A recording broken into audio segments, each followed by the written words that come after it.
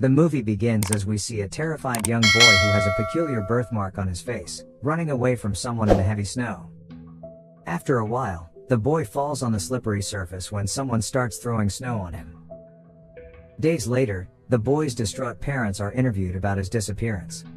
The case has become very popular in the town, while mom explains that he went out to play as usual, but then never returned.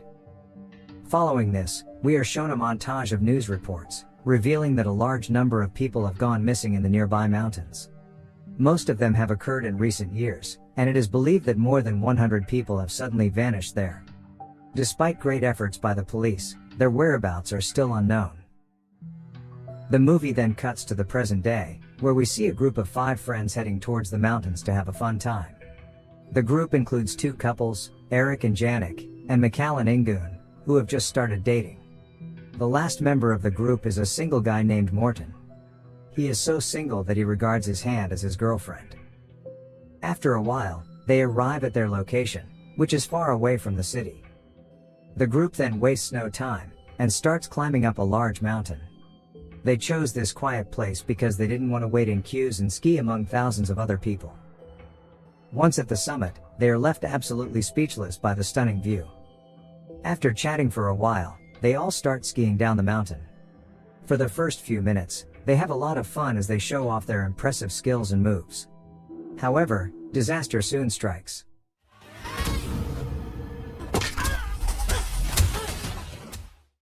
Morten loses his balance and ends up in an accident. The others rush to check on him, and realize that he has broken one of his legs. The friends quickly tie a cloth around it to stop the bleeding, and Janik also pushes the bone back inside its place. This will avert the danger for now, but Morten still requires first aid. Unfortunately, because of the bad weather and high altitude of the place, the mobile signals aren't working. Janik thinks it'll take too long to go back to the city to summon help, so they start looking around the place, until they spot a building in the distance. Morten is completely unable to walk at this point, so the group makes a sledge for him and carries him all the way to the shelter. Upon arriving at the location, they find that the building is much larger than expected. Eric tries to open the main gate, but it is locked. Believing that the building is abandoned, he climbs onto a window, shatters the glass, and gets in. He then opens the main gate, finally allowing everyone inside. The place looks like some kind of hotel, as it has a lot of keys hanging around. Nevertheless, it is completely run down and dirty, almost as if it's been deserted for a long time. The power is also out, so the group decides to treat Morten on their own. Janik orders her friends to light a fire and bring some alcohol, as she plans to straighten Morten's leg with the help of a splint. After a bit of searching around the house, Mikal manages to find several bottles of alcohol, while Janik gets some adhesive glue. Luckily, Ingun has some painkillers in her bag, so they can begin stitching Morten's wounds. Janik then carefully removes the bandages from his wound, cleans it, and applies glue on the edges. Now that Morten is out of danger, the group decides to spend the night there, and they plan on heading out early the next morning.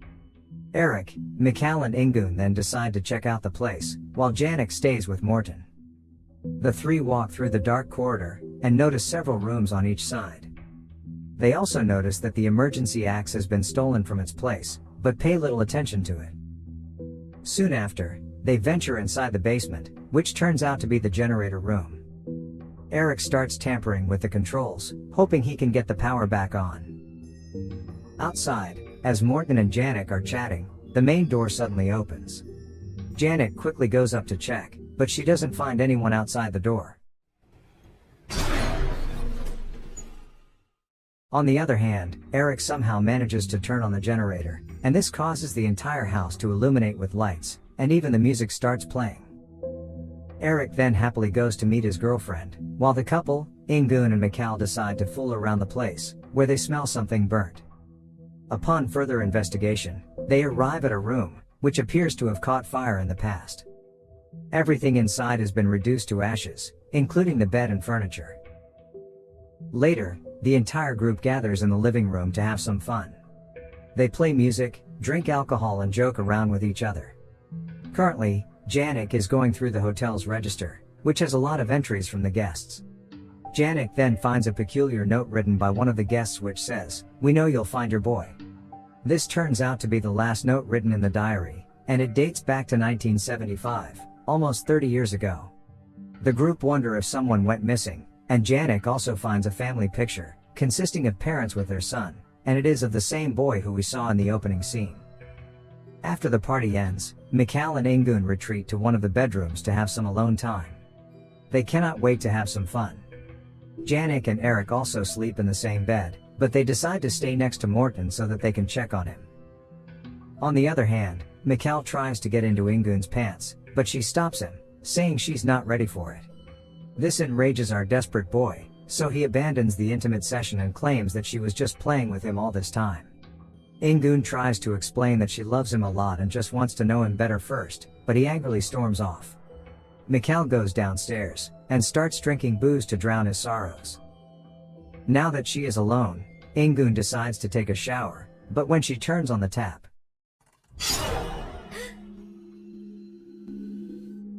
Hello?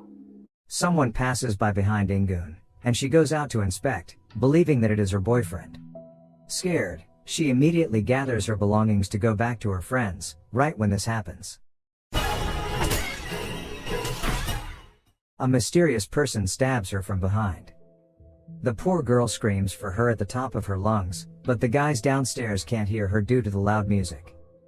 In a bloodied state, Ingun runs through the corridor, and almost reaches the living room where her boyfriend is currently drinking. Unfortunately, the killer arrives at the same time, and drags her away.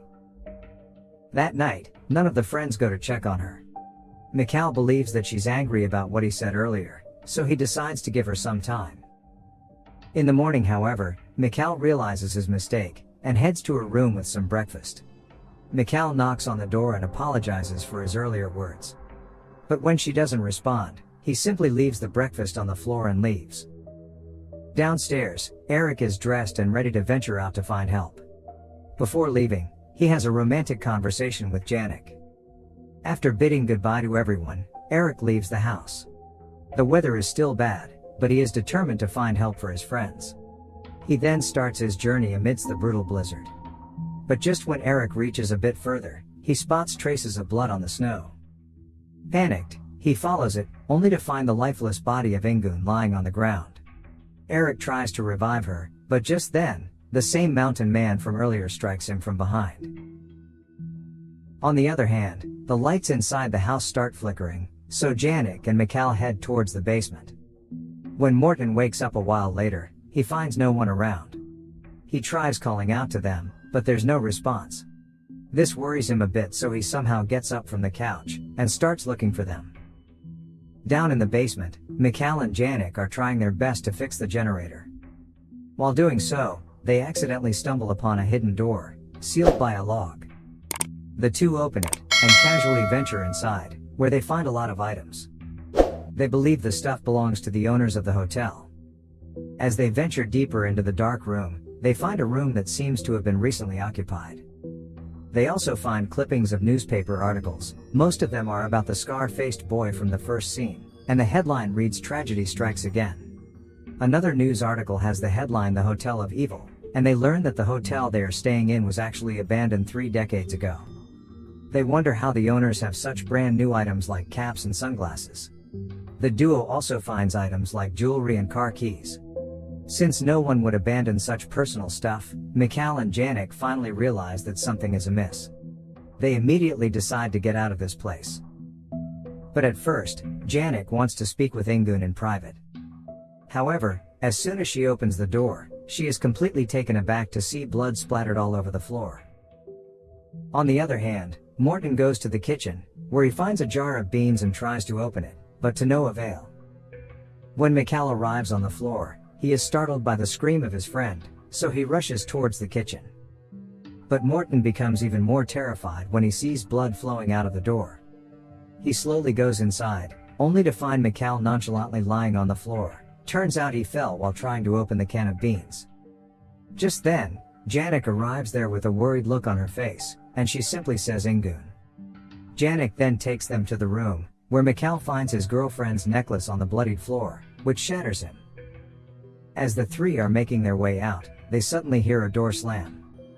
This prompts the group to hurry inside one of the rooms and barricade it. At this point, Janek explains the situation to Morten, and she proposes that they wait for her boyfriend to arrive with help, but Mikhail thinks it's a bad idea. He is certain that they won't make it alive for long. With every passing minute, Mikhail becomes increasingly paranoid, and when he can't take it any longer, he decides to venture out and find his girlfriend. The others try to stop him, but Mikhail has already made up his mind. He then slowly gets out of the room and heads downstairs. Somewhere deep within his heart, he hopes that she is still alive. Upon reaching downstairs, he grabs a sharp weapon and then goes room to room to check for Ingun. He makes a lot of noise during the search.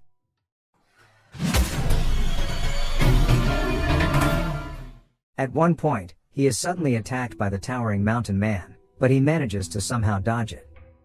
Mikhail hurries out of the main door, but he knows he won't make it far. When the killer arrives at the door, he finds no one in sight. Turns out Mikhail is hiding above the roof, and he patiently waits for the mountain man to leave. Later, he hurries back to his friends and explains that he just saw a massive man wielding an enormous axe.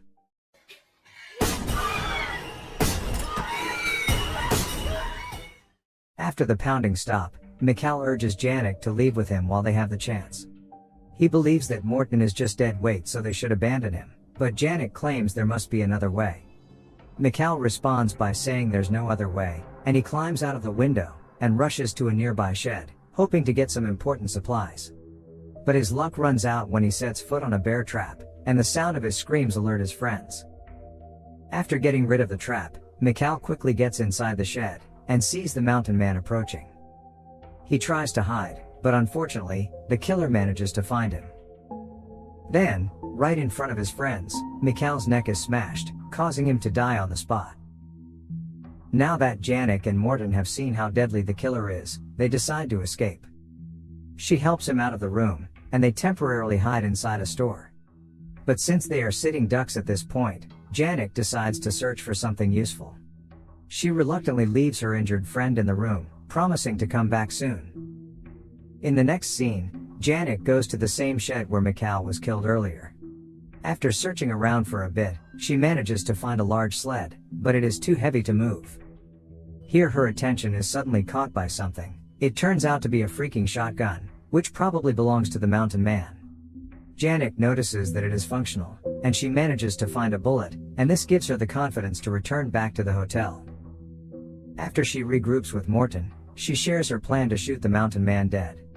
She knows that she will only have one chance at it, but it will be their best chance. The two then proceed towards the basement, where Janek believes the killer is currently at. She hides Morten in the darkness, and switches off the generator, before venturing inside the secret room alone. When she reaches a bit further, someone suddenly catches her leg, causing her to freak out. It turns out to be her boyfriend, Eric, who is still alive. Janek is glad to see him, but when she realizes that he cannot walk, she decides to deal with the threat first. Following this, they hear the sound of the killer's footsteps approaching. He soon arrives with a lantern in hand, and Janek prepares to shoot him. But before she can do so, he cleverly turns off the lights, plunging the place into darkness.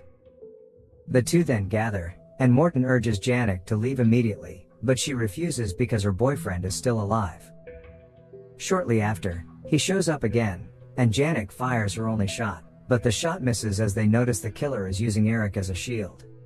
The mountain man eliminates Eric as well, bringing the death count to 3. Now that they are cornered, Morten bravely takes the shotgun from Janek and instructs her to run away. He will try to stall the killer for as long as he can, and Janek runs away from the room, leaving her friend to die. Soon after she departs, the mountain man launches an attack on Morten, killing him instantly. Janek then rushes outside the house, and puts on her skis. She tries running through the thick layer of snow amidst the darkness, but the mountain man easily catches up to her and knocks her out. When she regains consciousness, she finds herself on a sled, with the rest of her deceased friends. The killer is dragging them towards somewhere to dispose of them, and he is unaware that Janek is still alive. Soon after, he brings them to a deep crevasse, and starts tossing the bodies one after another. While he's distracted, Janek manages to find a razor blade in one of her friend's pockets. When the mountain man comes for her, she stabs him in the chest and runs to get his pickaxe, but the killer easily thwarts her attempt. Amidst the struggle, she reaches the edge of the crevasse, and it appears that she's going to fall into it. But then, Janek impulsively removes the man's glasses from his face, causing him to be blinded for a moment, and we also catch a glimpse of his face. Taking advantage of this opportunity, Janek grabs his pickaxe and impales him through the chest. The mountain man is fatally wounded by this. During his free fall, he has flashbacks of his childhood, when he was chased through the snow. In a shocking turn of events, it is revealed that the people chasing him were none other than his own parents. Probably this is the reason why he turned into such a ruthless monster. His body now lies with the 4 friends he murdered in cold blood, and this is where the movie ends.